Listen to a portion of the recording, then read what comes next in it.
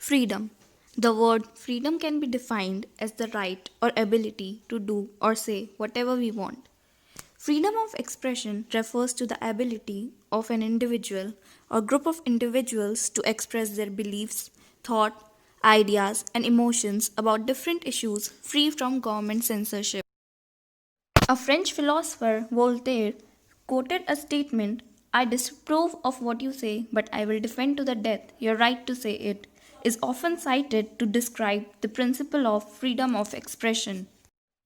But the question is, how deeply are we committed to freedom of expression?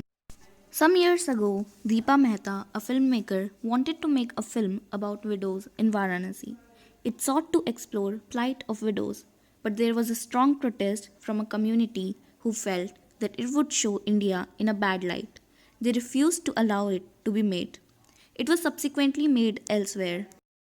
The film The Last Temptation of Christ and the play Me Nathuram Bolte were also banned after protests.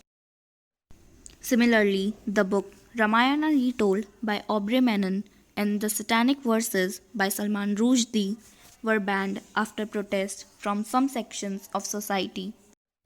The question that is often debated is when should one ban and when should one not?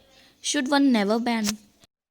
Banning is an easy solution for short term since it meets the immediate demand but is very harmful for the long term prospects of freedom in a society because once one begins to ban, then one develops a habit of banning.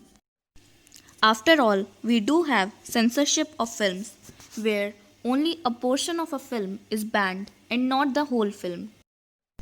Just for interest, in England, anyone who is employed to work for the royal household is constrained by contract from writing about the inner affairs of the household. So, if such a person were to leave the employment, they would be unable to give an interview or write an article or author a book about the politics of the royal household. Is this an unjustifiable constraint on the freedom of expression? Constraints of different kind does exist and we are subject to them in different situations. While reflecting on such situations, we need to realize that when constraints are backed by organized social, religious or cultural authority or by the might of the state, they restrict our freedom in ways that are difficult to fight against. However, if we willingly or for the sake of pursuing our goals or ambitions accept certain restrictions, our freedom is not similarly limited. In any case, if we are not coerced into accepting the conditions, then we cannot claim that our freedom has been curtailed. That's it for the video. Thanks for watching and lending your ears.